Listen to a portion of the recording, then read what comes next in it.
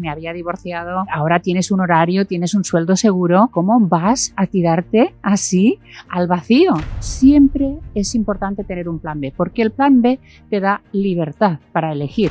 Son mujeres que se han dado cuenta de que cambiando algo en su actitud y en su comunicación pueden superar muchas barreras.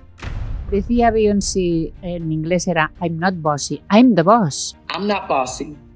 I'm the boss. Es decir, no soy mandona, es que soy la jefa. Entonces, si soy la jefa, tengo que mandar. Yo siempre digo que una marca sólida hace que no te vean a los 50 años, 55, 60, simplemente como vieja, sino que te vean una profesional competente, con experiencia, con algo que aportar. Teresa Baró es especialista en comunicación personal en el ámbito profesional. Ha colaborado con empresas y universidades españolas y latinoamericanas. Hace 20 años decidió hacer un giro en su carrera para acompañar a mujeres profesionales a conseguir sus objetivos. Es fundadora de la consultoría Verbal No Verbal y en redes sociales cuenta con 1 millón de seguidores. También ha escrito éxitos editoriales como La Gran Guía del Lenguaje No Verbal o Imparables, comunicación para mujeres que pisan fuerte.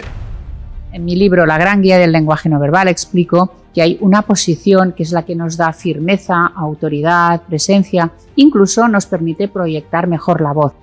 El secreto de la vida, el podcast de Endor. Investigación en oncología y cuidado de la piel.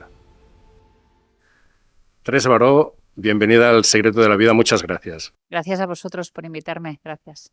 Teníamos muchas ganas de hablar contigo porque queríamos hablar no solo de tu conocimiento, porque preparando la entrevista nos dijiste, mi experiencia puede ser también importante y me parece exactamente que es muy importante que cuentes cómo fue tu transformación, tu evolución profesional hace unos 20 años. Sí, yo creo que toda la vida ha sido una transformación hacia lo que estoy haciendo ahora. Lo que pasa es que no me daba cuenta. Yo tenía unas inquietudes de escritura, yo era una gran lectora, me gustaba mucho el mundo de la lingüística, estudié filología y claro, estudiando filología casi que una de las salidas quizá más fáciles es la educación, ¿no? Ir a una escuela de secundaria. Esta época la disfruté durante los primeros años muchísimo, pero luego vi que esto me estancaba bastante, que, bueno, que tenía unas limitaciones, sobre todo hacia mi curiosidad, hacia mi interés por todo el tema de la comunicación, que era mucho más amplio que lo que estábamos haciendo en clase cada día, cada año, repitiendo. Y además, a un nivel de alumnos, que son los de secundaria, pues que no tampoco lo quieren hacer ni están interesados en ello, ¿no? Y luego yo estudié, como también me interesaba mucho la aplicación de esto en la vida real, estudié publicidad, en marketing, y no me llegué a dedicar a esto porque nacieron mis hijos, eran pequeños, no era compatible con estos horarios. Me seguí quedando en la educación hasta que llegó un momento de frustración total y yo tenía que salir de allí como fuera. Entonces me preparé de nuevo, estudié protocolo y relaciones públicas pensando que encontraría trabajo en eso. Pero a mi edad, ya con 2 niños pequeños, era muy difícil, viniendo de la educación, pasar a la empresa privada. Entonces decidí montármelo por mi cuenta, cosa que es una gran aventura. ¿Qué te dijo la gente de tu alrededor? Que estaba loca, ¿Qué haces con 2 niños pequeños? Además me había divorciado, pero ahora tienes un horario, tienes un sueldo seguro. ¿Cómo vas a tirarte así al vacío?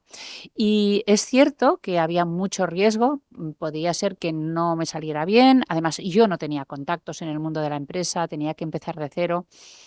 Pero recuerdo mi madre, una mujer muy prudente, pero al mismo tiempo también me había siempre impulsado a estudiar y a que yo me ganara la vida por mi cuenta, o sea que eso es importante. Pero su prudencia también hizo que cuando yo le dije que quería dejar la escuela, me dijo, ¿estás segura?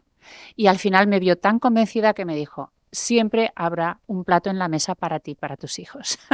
Y entonces esto no supe cómo tomármelo, porque yo pensaba, bueno, está bien por un lado porque es apoyo, pero al mismo tiempo refleja su desconfianza en el éxito de mi aventura, ¿no?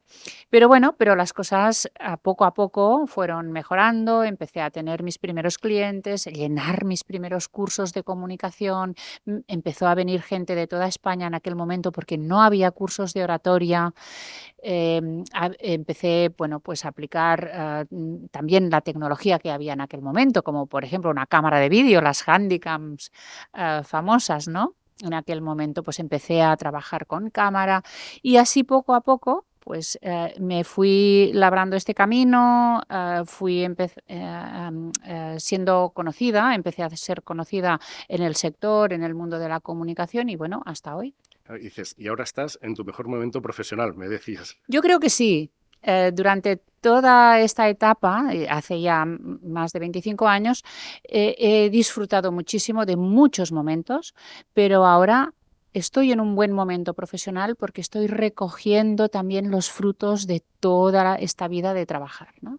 Y esta vida de trabajar empieza a los 18 años, o sea que no es que empiece cuando justo en esta profesión, sino que yo trabajé durante la carrera, luego pues después de la carrera nunca he dejado de trabajar y además trabajar muy intensamente, ¿no?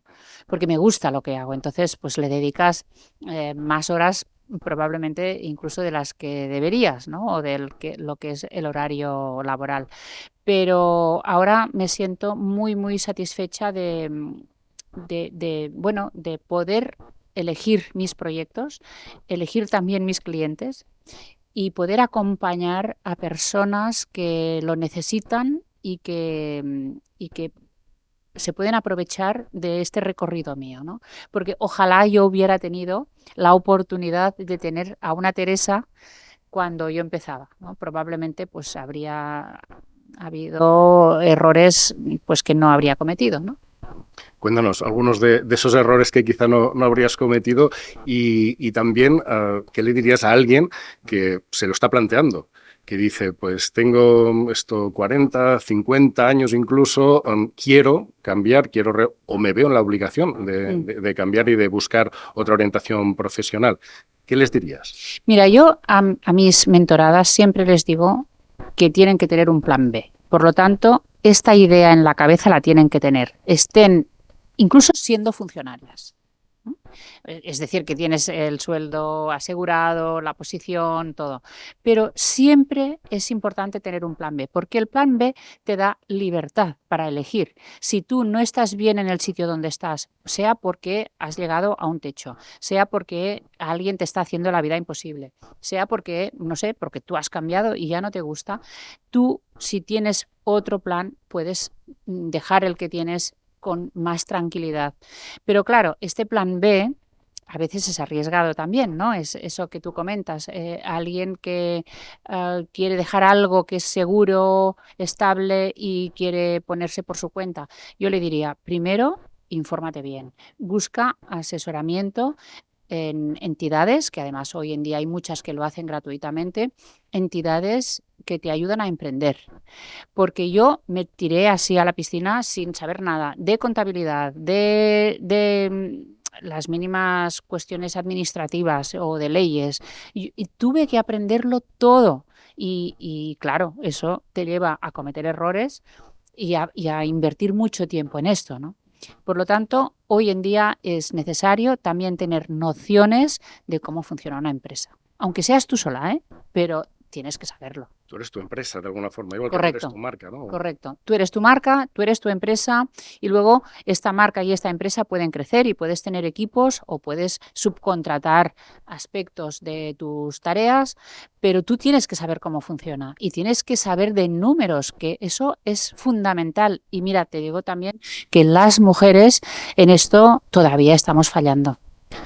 Cuéntanos, porque alguien que nos esté viendo puede pensar que a veces leemos comentarios, bueno, pues le va muy bien la vida, eso, claro, pues hacer este cambio, claro, si tienes dinero, si eres muy joven, pero tú dices, tú cuentas que pasaste malos momentos, es decir, que no ha sido un camino de rosas, y eso es bueno también que la gente se lo sepa, ¿no? Cuando a veces se dice, pues todo es maravilloso, no es así, no es duro, ¿no? ¿Cómo fueron estos primeros años? Pues la gran pregunta que te hacen siempre es, ¿cómo lo hiciste, no? Bueno, pues primero estuve compaginando mi trabajo en la escuela con el inicio de este negocio, ¿no? Para llamarlo de alguna manera. Y yo por la mañana trabajaba en la escuela, luego por la tarde tenía que corregir exámenes, trabajaba una tarde. Tenía 2 hijos pequeños de 6 y 2 años cuando empecé, y pues a veces estábamos en el parque y yo mientras tanto estaba leyendo, preparando algo, es decir, trabajando. Luego los acostaba por la noche y por la noche yo preparaba, no sé, a lo mejor alguna propuesta o investigaba algo.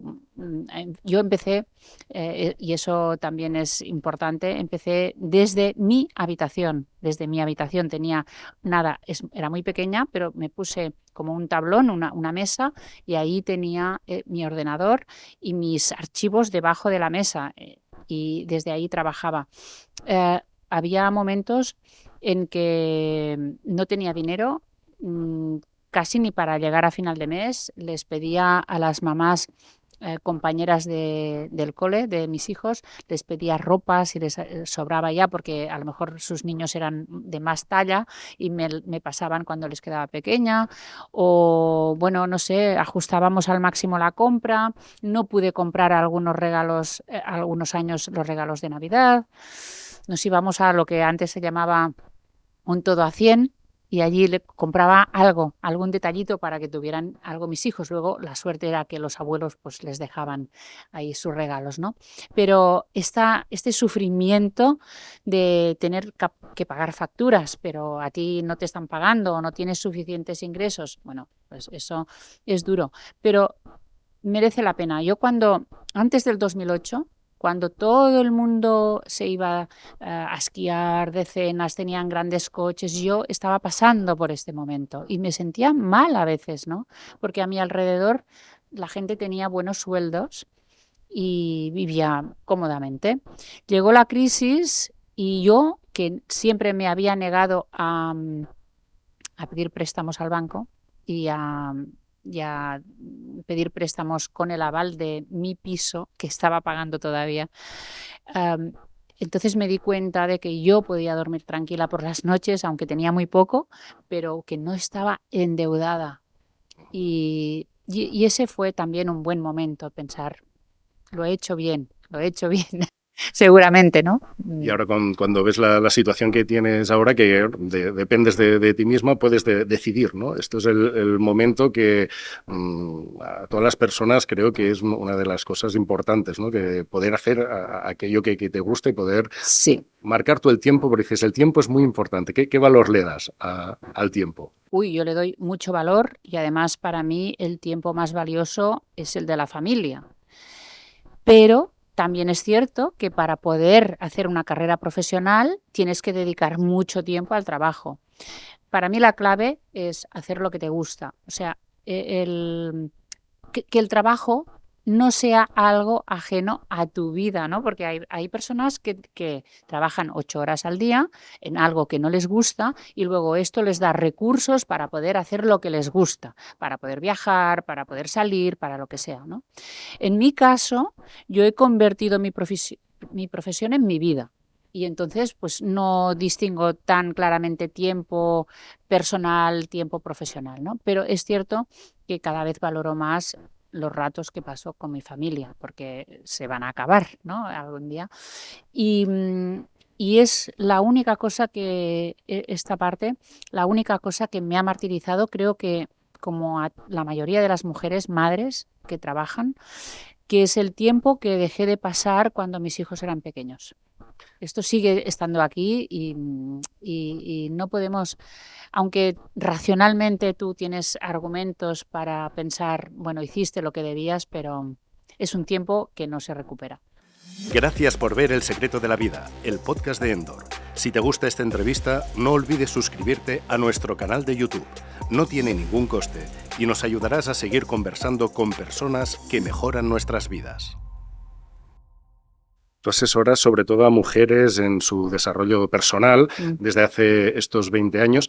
¿Y qué es lo que ves en común? ¿Hay algún factor común entre todas estas mujeres que pues tienen mucho talento y quizá no están desarrollando su carrera o no les reconocen los méritos que tienen? Bueno, claro, las que vienen a mí es porque tienen ya una característica concreta, que es no están satisfechas con lo que tienen, cómo se sienten tratadas, dónde están ahora mismo, porque tienen unos conocimientos extraordinarios, tienen una carrera detrás brillante, pero en cambio no están en el sitio que ellas creen que merecen, ¿no? ¿Y qué característica tienen en común? Pues que no saben promocionarse. En general, ¿eh? ¿Y por qué no saben promocionarse? Por una serie de creencias que tenemos la mayoría de las mujeres, porque es un tema de género, no es un tema de una persona en concreto, no es una carencia de esta mujer. Yo lo primero que les digo es, oye, que todo esto no te pasa porque seas tonta o porque seas incapaz o porque eres tú. No, sino que no es culpa tuya, sino que es toda una construcción social que tenemos alrededor y eso pasa a la mayoría, ¿no? Lo que pasa es que tú te has dado cuenta de que pasa algo y quieres superarlo y otras pues a lo mejor pues no dan el paso o se conforman o renuncian, están cansadas de luchar, tiran la toalla, pero en general las que yo trato, las que yo mentorizo son mujeres que se han dado cuenta de que cambiando algo en su actitud y en su comunicación pueden superar muchas barreras. El guionista Eduard Solá, ganador del Goya por La casa en flamas, no sé si recuerdas cuando ganó, en su discurso dijo: somos hijos de una multitud de supermadres, mujeres a las que se les exigió trabajar fuera de casa sin desprenderse del trabajo de dentro de ella. Nos vistieron, nos alimentaron y nos criaron mientras combinaban con 8 horas de trabajo peor remunerado que el de sus homólogos masculinos. Y nadie les ofreció una alternativa a este modelo basado en una renuncia a una vida propia. ¿Qué te pareció este discurso y esta idea de las supermadres? Él dice, no haría falta supermadres, sino madres y padres con una estructura social económica necesaria para educar en libertad y dignamente. Vi el discurso, me pareció muy emotivo y al mismo tiempo que es verdad lo que dice. Claro, si esta culpabilidad de la que te hablaba antes la tenemos mayoritariamente las mujeres, no la tienen los hombres, no la tienen los padres, ¿no? Y eso es por esta idea de que tenemos que ser buenas madres, y ser buena madre es estar más en casa, cuidar a estos hijos y cuidar de la casa. Es que no solo de los hijos, sino cuidar de la casa y cuidar del marido. Esta idea de las supermadres, igual que la idea de superwoman, sí, es muy equivocada y ha sido muy destructiva para las mujeres, ¿no? Yo tenía una tía abuela, hace poco murió con 93 años y me decía: tu generación ha salido perdiendo mucho, me decía, porque estáis haciendo dos cosas, lo que hacíamos nosotras antes, tranquilamente es un decir, pero bueno, que tenían una responsabilidad y ahora vosotras tenéis dos, ¿no? Y claro, es así, pero yo pienso que en mi generación, sobre todo, es la del cambio y hemos tenido que asumir las dos cosas, los dos roles, pero tiene que llegar un momento en que esto no sea así y que realmente sea equilibrado, que los padres también se impliquen en esta crianza, en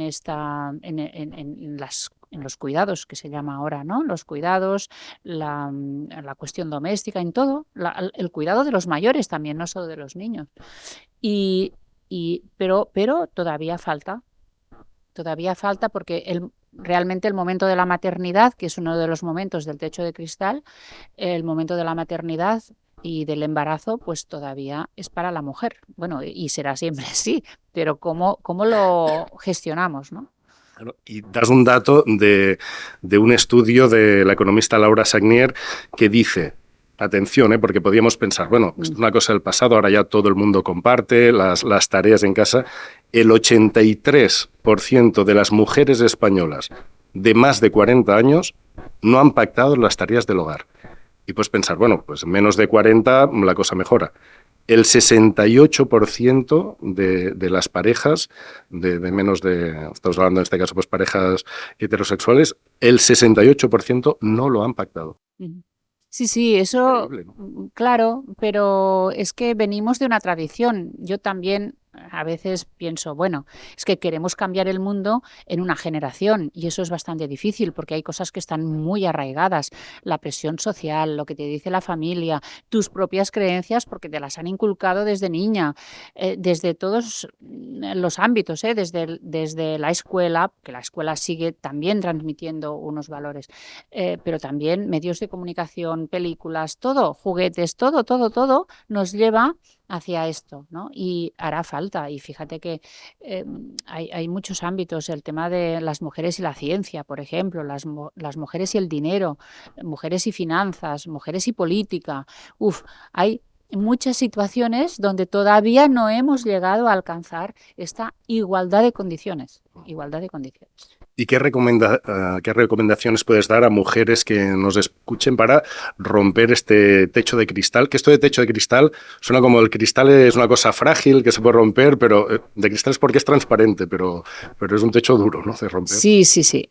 Mira, claro, yo como me dedico a la comunicación, yo les diría, trabaja tu comunicación, trabaja tu marca personal para hacerte más visible, para tener más presencia, para tener un prestigio en el mundo que sea que te muevas tú. Puede ser el mundo de las finanzas, mundo docente, mundo de la ciencia, el que sea, pero tienes que ser consciente de dónde quieres ir, cuál es tu objetivo, en qué mundo te mueves y trabajar tus habilidades de comunicación para poder tener una capacidad de maniobra, para que se te abran puertas.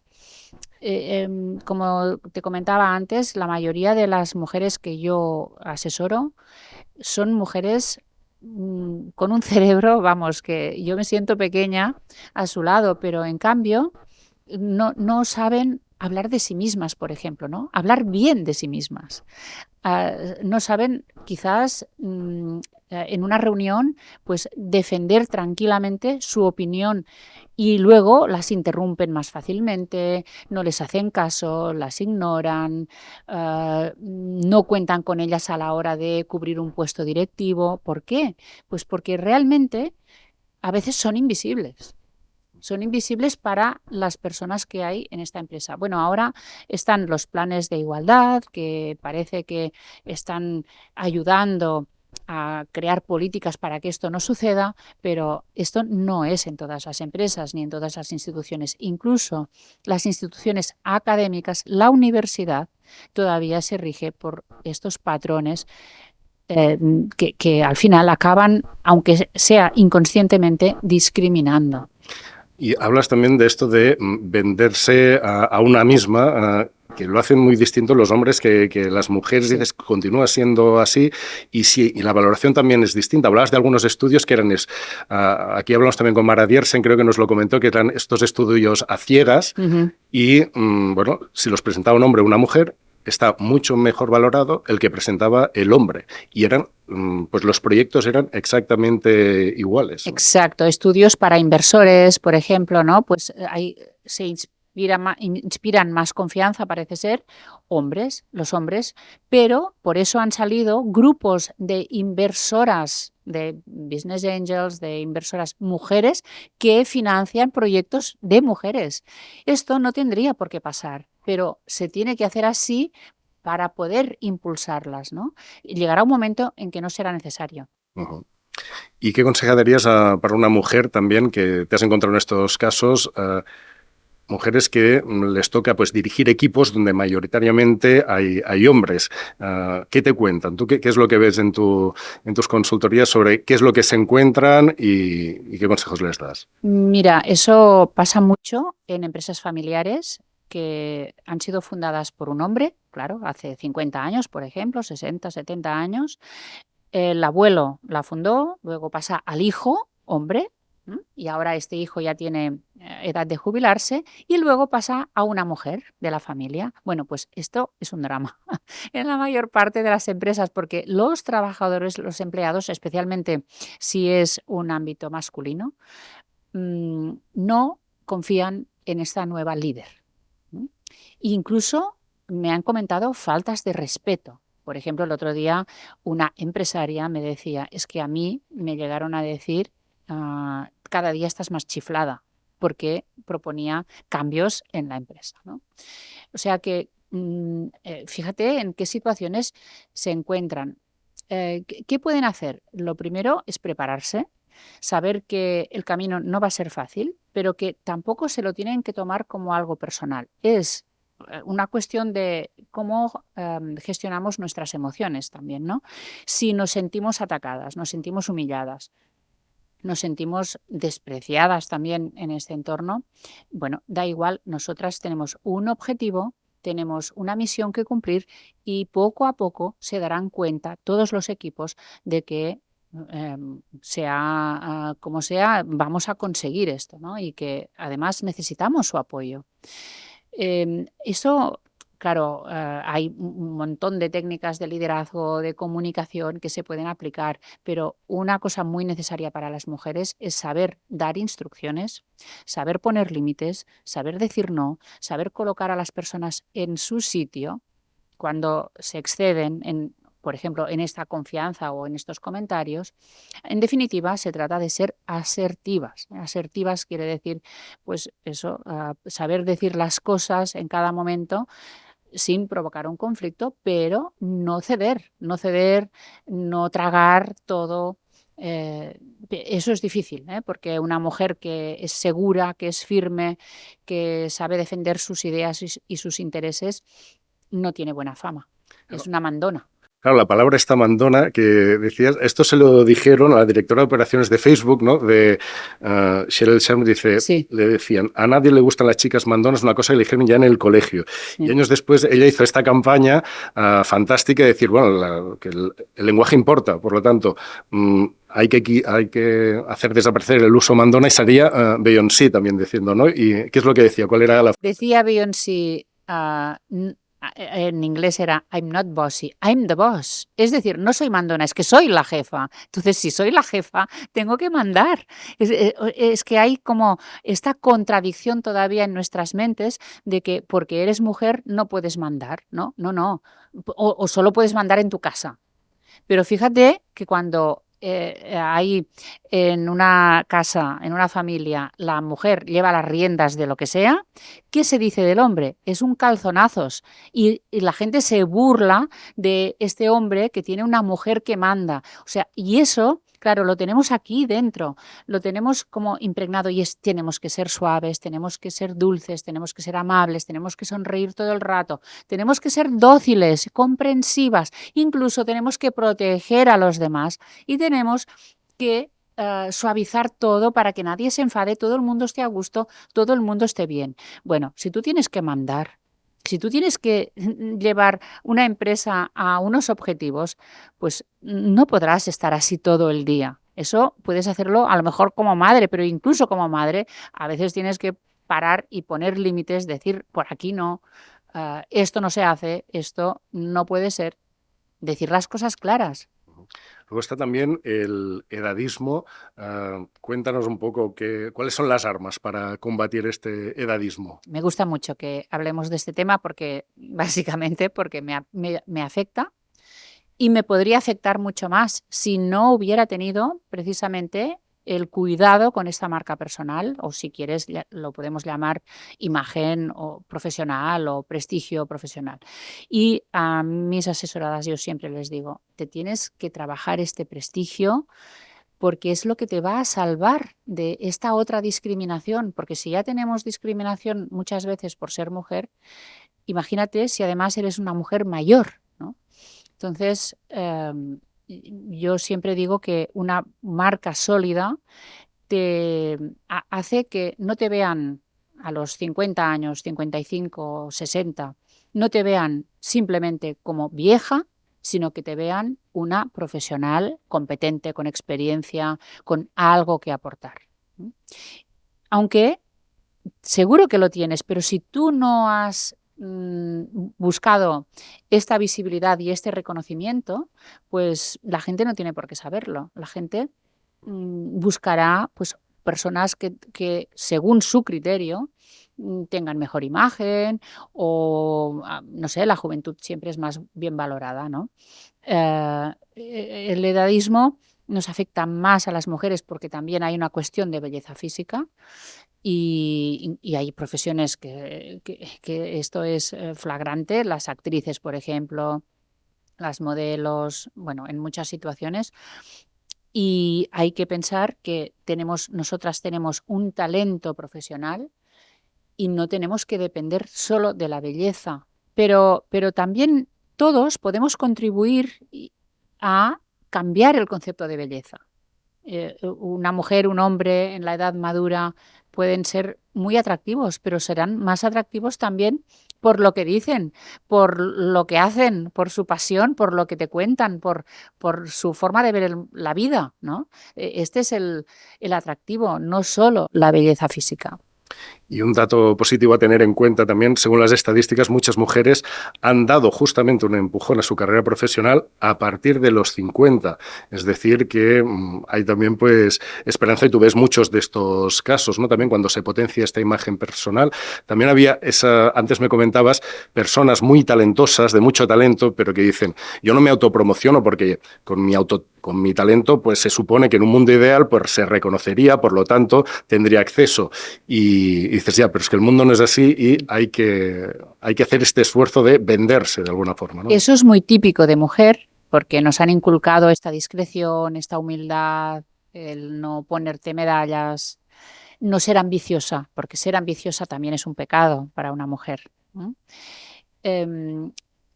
Pero, claro, ¿qué pasa? Que el mundo, si tú no das a conocer lo que tú haces, tus logros o tu talento o tu ambición, ¿no? de seguir subiendo, Pedir lo que quieres, ¿no? pedir lo que quieres, la gente no tiene por qué saberlo. Entonces, claro, precisamente es una de las cosas que les ha pasado a la mayor parte de las mujeres que estoy entrenando, y es que han trabajado muchísimo. Se han esforzado, tienen no sé cuántas carreras, másters, hablan muchos idiomas, han viajado, han estado en distintas universidades, han estado en distintas empresas y han creído que esto sería suficiente, que alguien se lo reconocería y que cuando hay una oportunidad se la iban a dar, y no pasa. Y resulta que luego se quedan defraudadas, quedan muy frustradas, ¿no? Porque tienen esta sensación de que no tienen lo que merecían, ¿no? Por eso es importante que desde el minuto 1 una dedique una parte de su trabajo, yo digo siempre de tu horario laboral, a promocionarte. Y promocionarte quiere decir muchas cosas, desde asistir a las reuniones para que te vean, a asistir a actos propios de tu sector, puede ser unas jornadas, una formación, un congreso, por ejemplo, en las videoconferencias, en las reuniones online, tener la cámara encendida, participar para que se te vea. Hay muchas situaciones. Eso independientemente de la promoción externa, ¿no? Si tienes que estar en redes o tienes que estar en LinkedIn o tienes que publicar artículos científicos, lo que sea, pero tú tienes que pensar cuál es el foro donde tú quieres tener esta visibilidad para que en el momento que surja una plaza, una promoción, alguien piensa en ti porque estás allí. Si no, no existes. Es muy bueno tener las estrategias y tú las das también, por ejemplo, en una reunión. Sí. ¿Cómo son los roles en una reunión y qué es bueno hacer? Por ejemplo, una de las cosas que decías cuando te interrumpen, ¿no? Sí. Y termina, pues tú estás intentando contar algo y te interrumpen. ¿Ahí qué hacemos? ¿O qué tienen que hacer estas mujeres que... No dejarse interrumpir. Porque claro, la tendencia primera es, y sobre todo si es un superior o una superior, es callarte, ¿no? No dejes que te interrumpan. Y más si esto es algo reiterativo, que no es un momento puntual, sino que te pasa siempre. Si te pasa siempre, tienes que pensar que es por algo. primero, a lo mejor simplemente porque eres la más joven, la recién llegada o eres mujer, hay que analizar cuál es el contexto, pero quizás también porque no hablas con suficiente autoridad. Es decir, por ejemplo, empiezas diciendo, bueno, yo no sé, pero en mi humilde opinión, hombre, si empiezas así, es que te van a cortar antes de que digas tu opinión. O luego el tono de voz, o cómo te sientas, cómo te mueves, el lugar que ocupas, el espacio, cómo es tu gesticulación. Tú tienes que transmitir que estás ahí, activa, presente, que eres una profesional que domina la situación y por lo tanto hay aquí un factor que es el factor de cómo te ven los demás ya por sus prejuicios o sus filtros, pero luego está el cómo te ven por cómo actúas tú. Y aquí sí tenemos capacidad para cambiarlo. Por ejemplo, los gestos. Eres una gran experta en esto. Cuentas también los gestos de autoridad. A ver, ahora que estamos sentados, ¿cómo hay que sentarse o de pie? También hay esa idea del base. ¿Qué es lo del base? Sí, bueno, yo en mi libro La gran guía del lenguaje no verbal explico que hay una posición que es la que nos da firmeza, autoridad, presencia, incluso nos permite proyectar mejor la voz. Y es esta verticalidad, el cuerpo tiene que estar vertical, pero nada de esto, ¿no? Si tú te miras de perfil en un espejo y ves que es así, eso no es vertical. Luego, bueno, base con V, porque la V es de vertical, la A de abierto, buscando este cuerpo abierto en lugar de cerrado o empezar a poner barreras de todo tipo. Incluso la cabeza hacia abajo sería cerrado, en cambio la cabeza con la barbilla que sea paralela al suelo, esto te da esta idea de seguridad, mirar al horizonte. Luego, la S de simétrico. Las mujeres tenemos mucha tendencia a desplazar la pelvis, porque es un movimiento sensual, de seducción, y bueno, y estamos acostumbradas a hacerlo. Pero claro, en un contexto profesional lo que te interesa es mostrar esta simetría que es asociada al equilibrio. Y la E de estable. La estabilidad nos viene por los pies. Entonces, estos dos pies ligeramente separados tienen más base que los pies juntos, pero fíjate que a las mujeres siempre se nos ha dicho que tenemos que cerrar las piernas, tanto si estamos sentadas como si estamos de pie. Este cierre de piernas y este ponernos en formas que hacen que el cuerpo sea más pequeño y te dicen, tienes que ser femenina, y femenina quiere decir cerrado, pequeño, dulce, ondulado, es todo lo contrario de transmitir autoridad, porque la autoridad la transmite el cuerpo masculino, que es recto, robusto, ancho de espaldas y los dos pies separados. ¿Cómo se ponen los vaqueros? Claro. Los sheriffs. Sí, con las piernas así abiertas y... Correcto. Y además así. Y ganando espacio, porque dices, esto es como los animales también, ¿no? Los Exacto. animales también... Somos territoriales, es que los humanos somos animales territoriales. Entonces, el volumen, la altura, el espacio que ocupamos es sinónimo de poder. Esto es estatus. Y a las mujeres se nos ha dicho siempre que tenemos que ser femeninas. Y cuando ser femeninas, desde este punto de vista, es justo todo lo contrario. Claro, lo tradicional que era recatado. Recatado, discreto, segundo plano, incluso no visible, porque fíjate que la expresión mujer pública es una expresión peyorativa, negativa y por lo tanto se nos ha invitado siempre a quedarnos en casa. El que tiene que ser visible, ambicioso, poderoso, luchador, es el hombre, ¿no? Entonces, claro, con todos estos patrones en la cabeza, las mujeres de hoy, aunque sean jóvenes y parece que han cambiado ya esta mentalidad, se van al trabajo y tienen la orden, el mandato de seguir siendo femeninas y por lo tanto hacer estos gestos, vestirse de una forma coqueta, tener su pelo, todas estas cosas que hace que pues, seamos femeninas, pero al mismo tiempo tienen que liderar y tienen que dar instrucciones y tienen que mandar. Y tienen que transmitir también firmeza. Entonces, claro, si es que se nos cruzan los cables. A muchas mujeres eso les genera una gran contradicción y algunas acaban superándolo y decidiendo, bueno, pues yo voy a conseguir lo que yo quiero y voy a cambiar mi actitud, mi forma de comunicarme. Y otras acaban diciendo, no, no, yo quiero pues seguir siendo discreta. em, Claro, y luego ahí también hay los estilos de liderazgo, porque también había el estilo clásico de liderazgo, de jerarquía, que esto parece también que está cambiando, ¿no? Ya sea en hombres y mujeres. Ahí, la mujer, ¿cómo crees que entra dentro de estos estilos de liderazgo? De decir, pues hacer el clásico, hacer un estilo de liderazgo más empático sin que perder autoridad aquí. Correcto, es la idea, el encontrar este equilibrio. Pero mira, el clásico, el tradicional, el que es el masculino, el que lo llaman jerárquico, agéntico, ¿no? De militar, no nos sirve ya para la mayoría de las organizaciones de hoy. Pero a ver, es que depende de la organización, porque una cosa es una agencia de publicidad, por ejemplo, donde, bueno, pueden...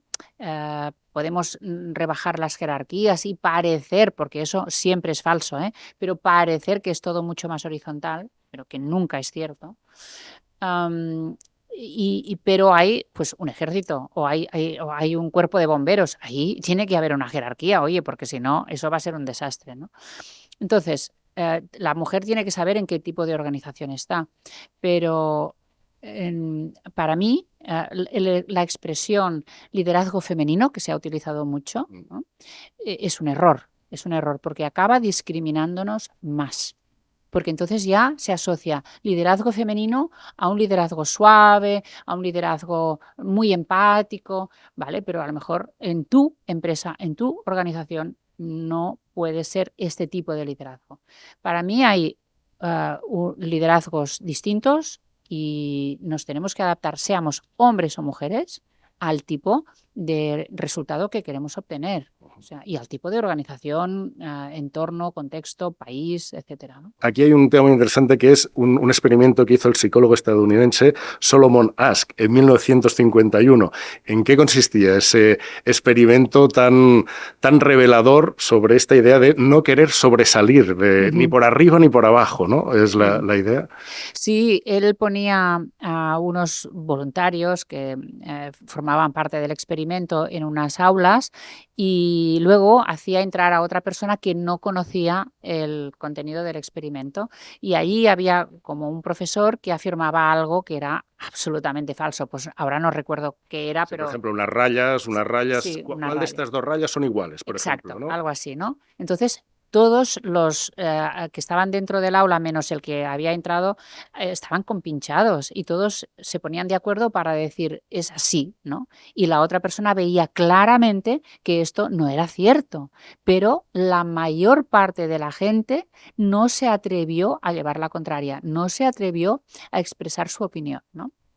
Y eso, claro, nos demuestra que en general todos tenemos ese miedo a opinar diferente al grupo, a generarnos problemas, porque a lo mejor si tú dices lo que ves, te tienes que discutir con los demás, ¿no? Eso pasa en las reuniones en la empresa. Todo el mundo lo ve de una manera y tú lo ves de otra. Y tú puedes tener una idea brillante, puedes dar la solución a un gran problema, pero si todos están de acuerdo, tú vas a ser quien va a contradecir incluso al superior.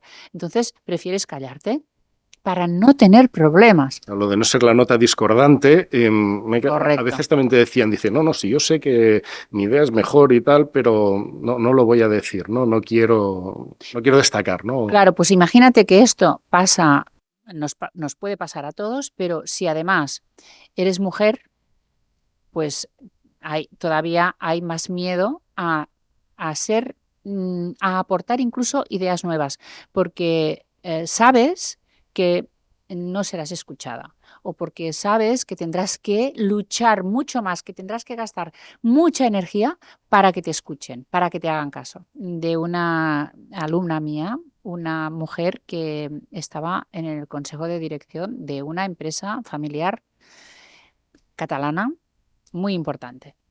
Y ella era un caso típico de tercera generación, las previas habían sido hombres, además estaban los tíos, no solo la línea suya directa, sino también hermanos de su padre, y ella era la primera mujer que estaba en este consejo de dirección y había estudiado en el extranjero, una mujer preparadísima. No podía hablar en las reuniones del pánico que sentía.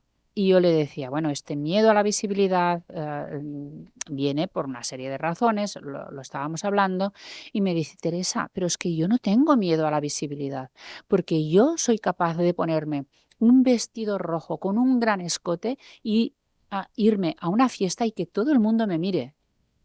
Pero claro, es que no es lo mismo, porque cuando tú te pones un vestido rojo con este escote en una fiesta, estás cumpliendo con tu rol de mujer al que te han acostumbrado desde niña, que es que tienes que estar muy guapa, sexy, etcétera, ¿no? Que es un rol.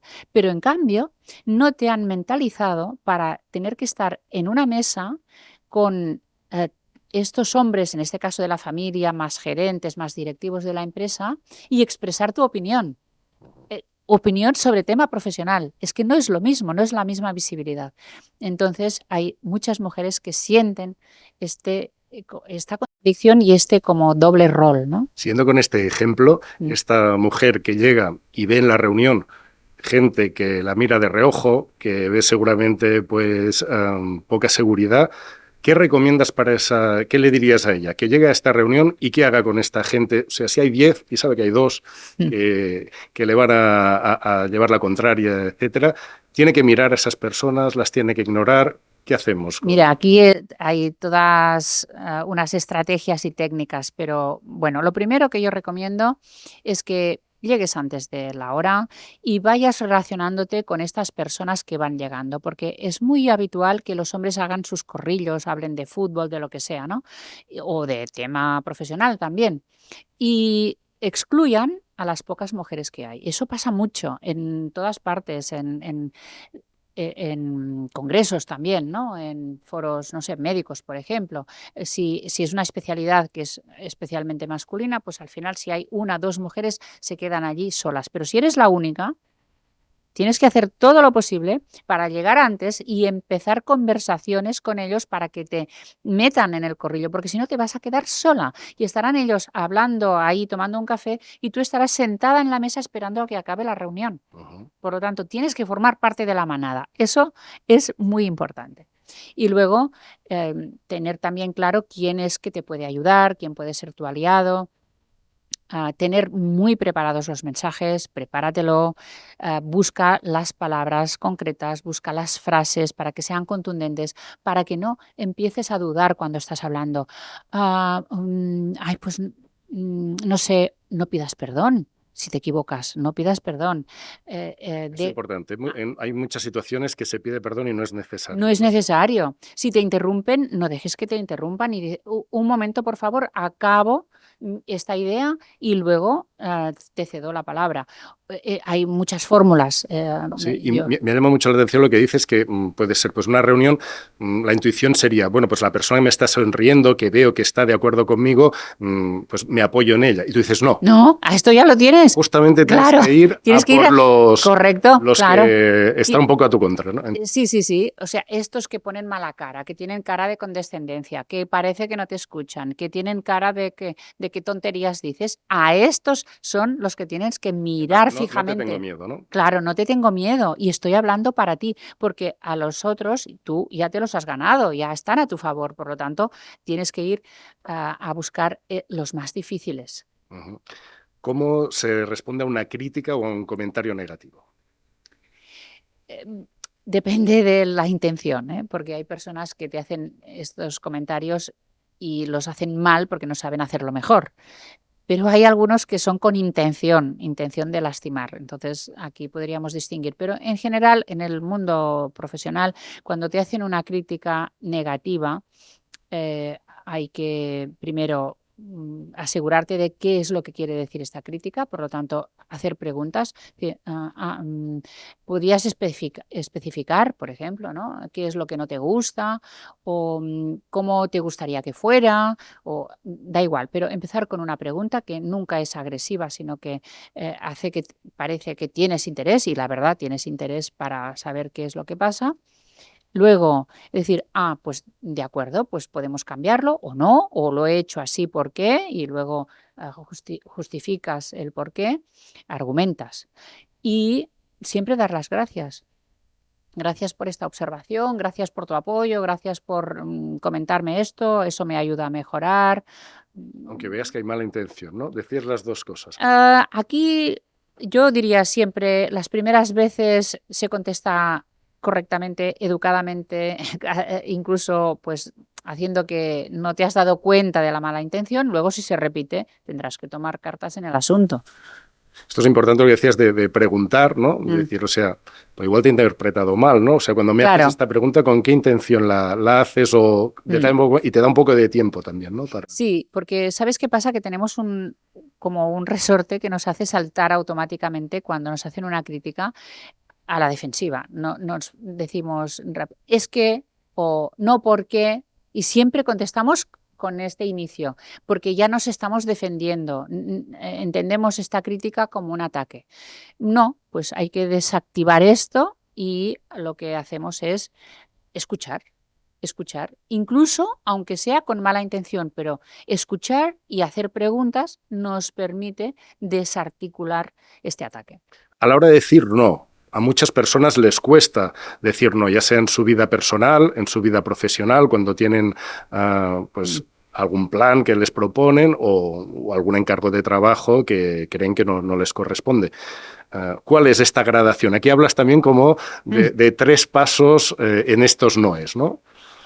Bueno, el primero es decir, mira, lo siento mucho, no es posible, hoy no es posible hacer este favor, ¿no?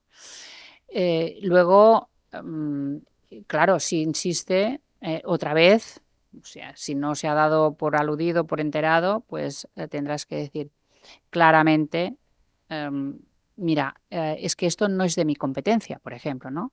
O esto quizás tendrías que asumirlo tú, por tu rol, por tu cargo, etcétera. Yo no puedo dedicar este tiempo, no puedo dedicar estos recursos. Y, en tercer lugar, ignorar directamente, es decir, no, es no, he dicho no.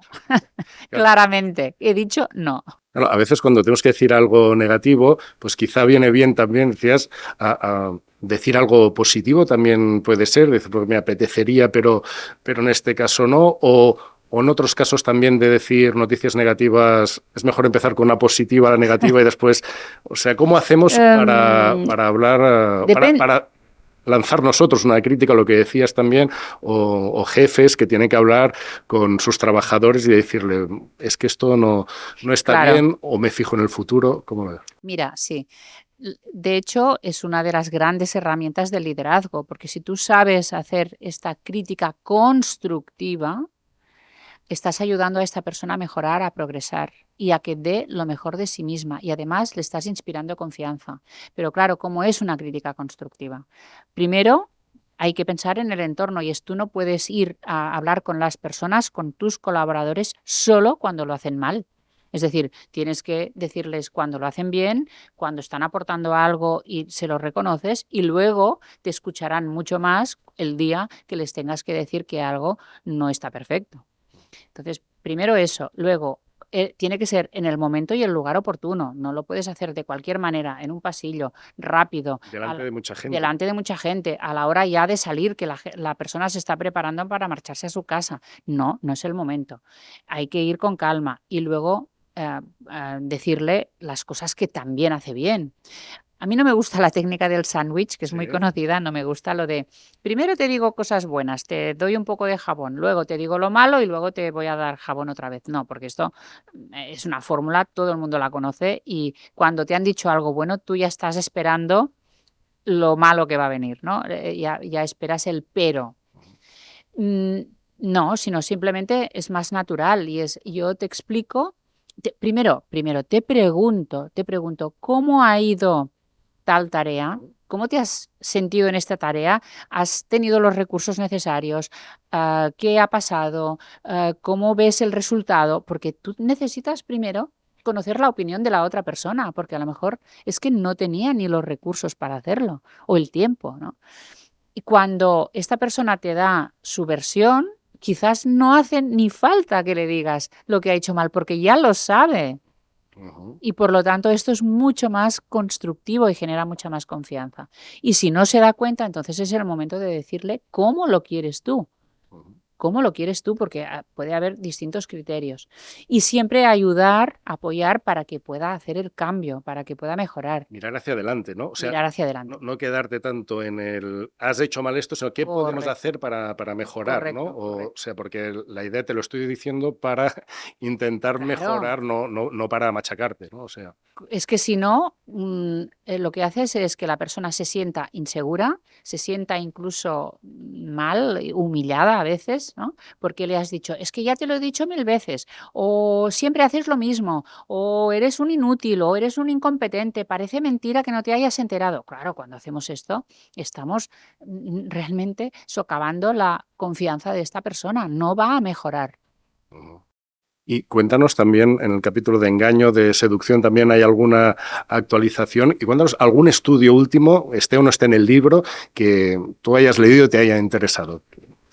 Bueno, ahora estudios concretos a lo mejor no lo recordaré, pero sí lo que sabemos es que hay cada vez más estudios de comunicación no verbal para temas de seguridad. Ujú. Pues mira, los aeropuertos, por ejemplo, que te... Trabajan también con eso, Claro, con la claro, comunicación no claro. verbal.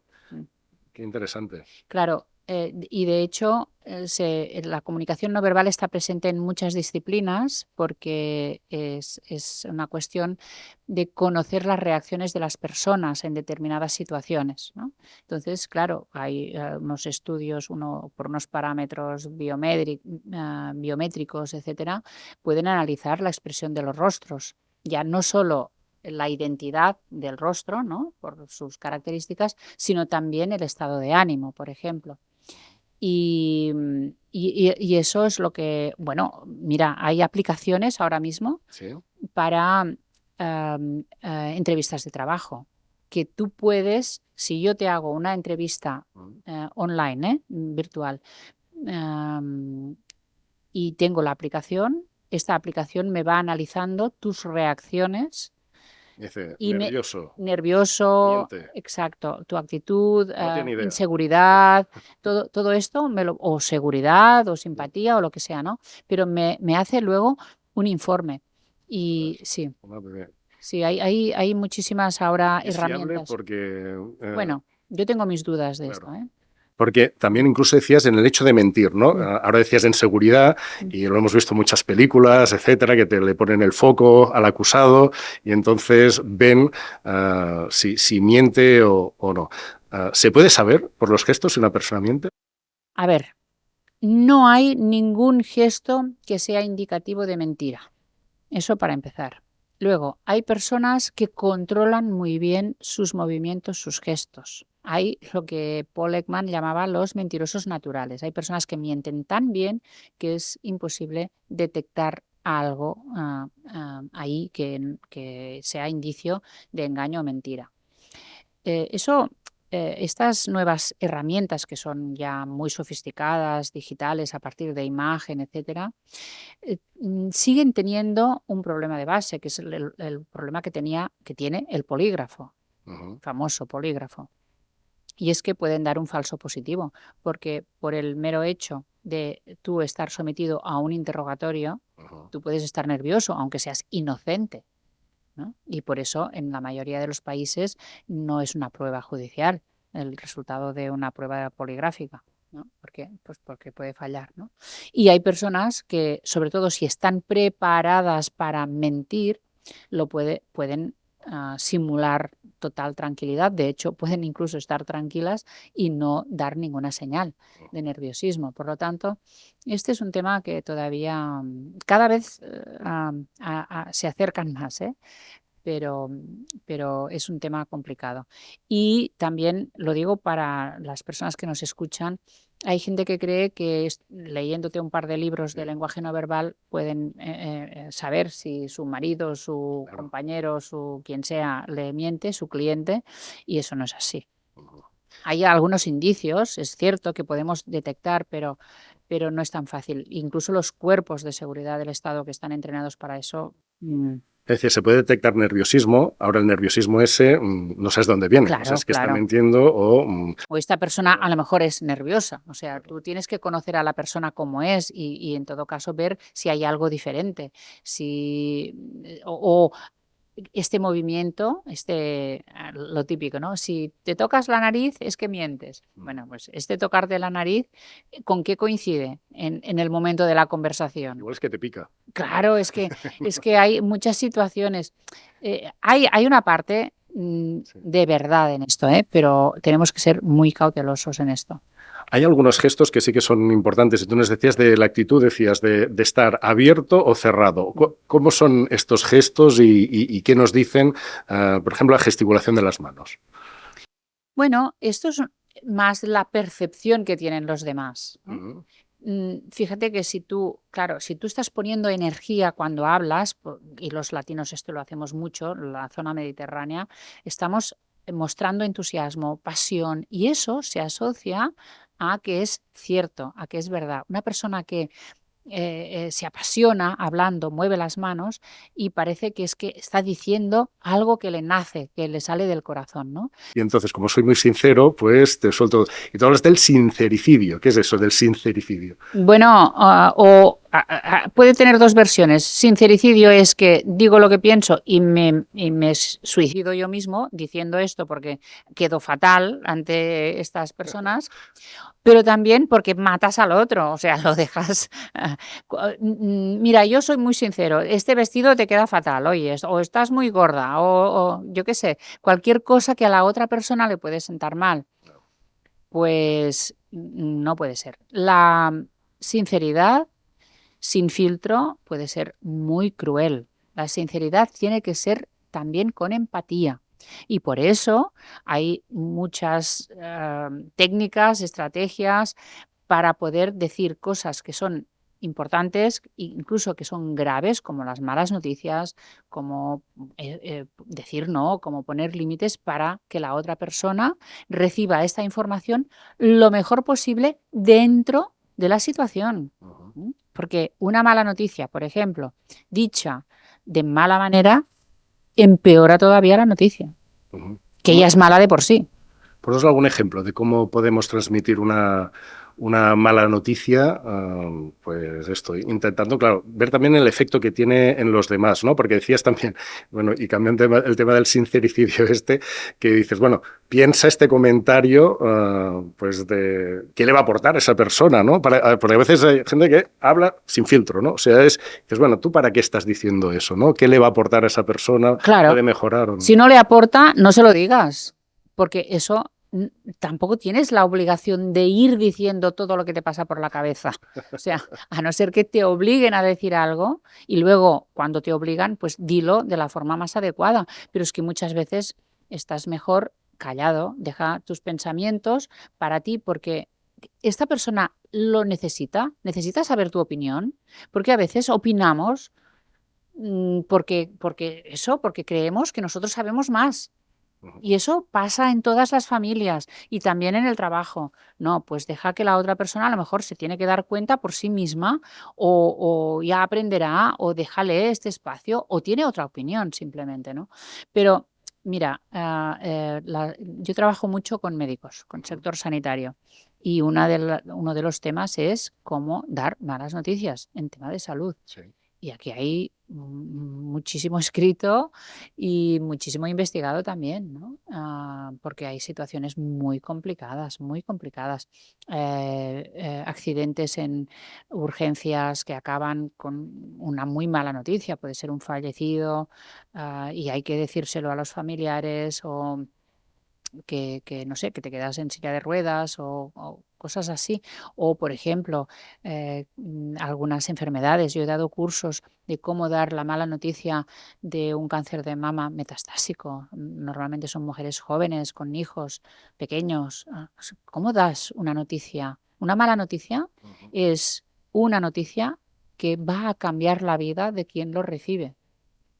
Y pues hay que ir con todos los cuidados del mundo, ¿no? Aquí, con toda la sensibilidad y toda la empatía. Es que ese momento, esa persona recordará toda la vida, cómo me lo dijeron, ¿no? Sí, recordará la noticia, quién se la dijo y cómo se la dijo. Y desgraciadamente no estamos tampoco preparados, entrenados para dar estas noticias. Y lo digo tanto a nivel familiar y personal como a nivel profesional. Hay muchas profesiones donde se tienen que dar malas noticias. ¿Y hay alguna pista, algo que pueda servir, algún error que haya que evitar cuando se dan estas malas noticias? ¿O? Hay muchas situaciones, porque una cosa es una mala noticia, por ejemplo, en una empresa, que es un despido. Esto es un tipo de mala noticia. Pero hay las noticias de salud que son mucho más graves, ¿no? Yo hay una serie de protocolos y pautas para hacerlo, pero lo primero que diría es no tengas prisa para dar la mala noticia, porque algunos profesionales, como saben que es un momento difícil, van y lo sueltan para decir, ya está, ya lo he dicho, ¿no? Es un recurso que, como, no sé, como intuitivo de quitarte esto de en medio. Pero claro, la otra persona ni está preparada para recibirlo, lo encuentra agresivo, lo encuentra frío, como si tú no estuvieras implicado. Evidentemente, los médicos no pueden estar sufriendo por todos sus pacientes, porque eso no es posible, no sería vivir, ¿no? Pero el paciente o los familiares sí tienen que notar que tiene esta sensibilidad y que entiende lo doloroso que va a ser, que tiene esta empatía. Por lo tanto, tienes que prepararte emocionalmente para darla, preparar el cómo vas a decirlo, en qué momento, en qué sitio, con qué palabras. Y luego hay una serie de técnicas que conocen los profesionales, ¿no? Por ejemplo, si alguien, en el caso de una enfermedad, pues a lo mejor hay alguien que no quiere saberlo. Pues cómo detectar si quiere saberlo o no quiere saberlo. Volviendo al tiempo y cambiando de tema, antes nos hablabas de la importancia del tiempo y el hecho de dominar tu agenda, y volviendo al tema un poco del liderazgo, de decir, no, bueno, es que este tiempo lo marco yo y no quiero interrupciones, ¿no? Es decir, tú dices, tu tiempo es tu capital. Eso es muy importante, ¿no? Sí.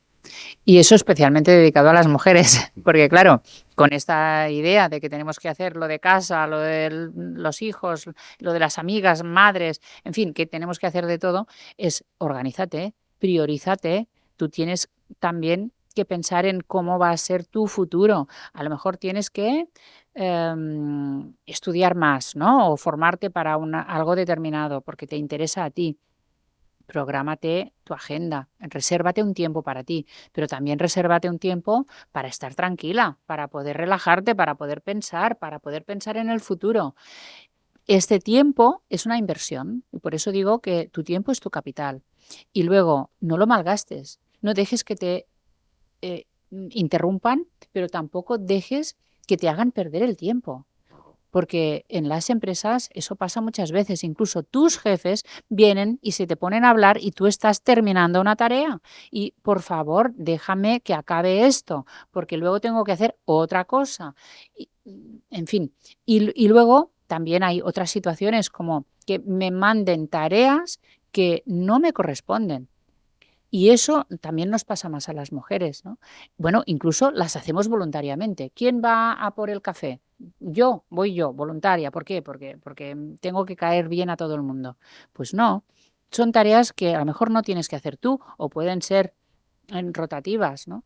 O, bueno, en inglés tienen una palabra que es la non-promotable task. Es decir, esta tarea que no te va a ayudar a promocionarte. Pues no la hagas porque ni te corresponde, ni nadie te lo va a reconocer y además estás perdiendo tiempo en esto cuando tienes otras cosas más interesantes que hacer, ¿no? Esto de las interrupciones yo creo que es fundamental porque a veces hay estos ladrones de tiempo que pueden ser muchísimos, ¿no? Pueden ser estas interrupciones de otras personas, a veces comportamientos nuestros también, ¿no? Puede ser, ¿no? ¿Tú has detectado algún ladrón de tiempo que tuvieras? Yo tengo muchos. ¿Sí?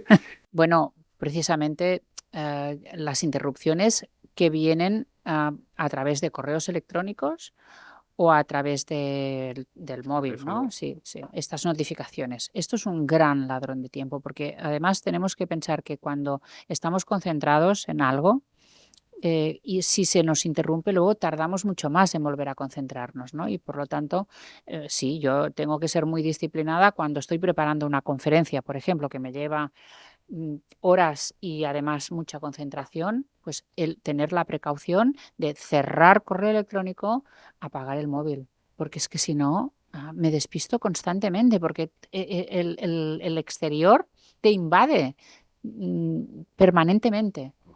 Vamos a terminar también como habías empezado, que era diciendo el momento en el que tú estás. El momento profesional y de muchas personas que nos pueden estar viendo. ¿Qué ventajas le encuentras a, pues no sé, pues a la década que estás viviendo ahora o el momento que estás viviendo? Wow. Pues es fantástica. Primero porque ya mis hijos ya están fuera de casa trabajando, tienen sus vidas y eso también te da una satisfacción, una tranquilidad. Y porque además, con eso que te comentaba de que he trabajado mucho y también he procurado que mi marca pues tuviera unos valores y un estilo concreto, ¿no? Gracias a esto, yo ahora puedo elegir los proyectos en los que estoy. Y eso quiere decir que trabajo en cosas que me hacen crecer todavía, que puedo investigar más, que conozco a personas extraordinarias, de las que aprendo constantemente, que además hay cada día nuevas herramientas que yo tengo que también aprender, ¿no? Por ejemplo, inteligencia artificial, pues ahora se abre todo un mundo para mí también, igual que para tantas personas, ¿no? Para todo el mundo. Pero yo pienso, ¿cómo voy yo ahora en esta última etapa profesional? Voy a adaptarme, voy a aprovechar todos estos recursos, porque al final yo lo veo como una gran oportunidad, como una herramienta. Pero hay mucho miedo también a la inteligencia artificial. ¿Tú crees que puede ser una herramienta? ¿Traerá más cosas buenas que malas? Yo de momento pienso, que trae cosas buenas. A ver, es que solo utilizando el ChatGPT, cosas muy básicas, te das cuenta de que si quieres y lo utilizas bien, te puede ayudar a escribir mejor, a ser más creativo, no sé, a ser más productivo también y por lo tanto poder dedicar tiempo que antes dedicabas a cosas más mecánicas o más básicas, este tiempo lo ganas y lo puedes dedicar a lo mejor a relajarte o a leer o a pensar en otras cosas, en otras actividades. Teresa Baró, para ti, ¿cuál es el secreto de la vida? Las buenas relaciones, las relaciones de calidad, la comunicación de calidad, porque eso te permite estar mucho más en paz con tu entorno, tener relaciones sólidas, disfrutarlas y eso genera bienestar. Siempre, siempre las relaciones sean en familia, sean con los vecinos. Yo creo mucho en el tema del vecindario y por eso vivo en un pueblo. En la ciudad es más difícil, pero incluso en la ciudad también. ¿Por qué? Porque todos necesitamos este apoyo, apoyo social, apoyo del entorno, apoyo familiar.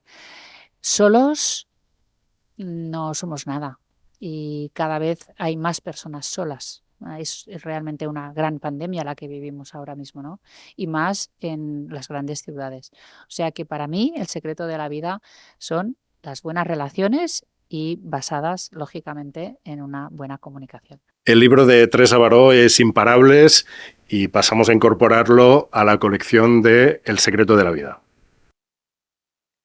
Muchísimas gracias. Es un libro pensado para mujeres, pero que también pueden leer los hombres, porque van a descubrir muchísimo acerca de las mujeres que les rodean y las pueden ayudar además. Un libro muy interesante. Teresa Baró, muchísimas gracias, de verdad ha sido un placer. Igualmente, gracias.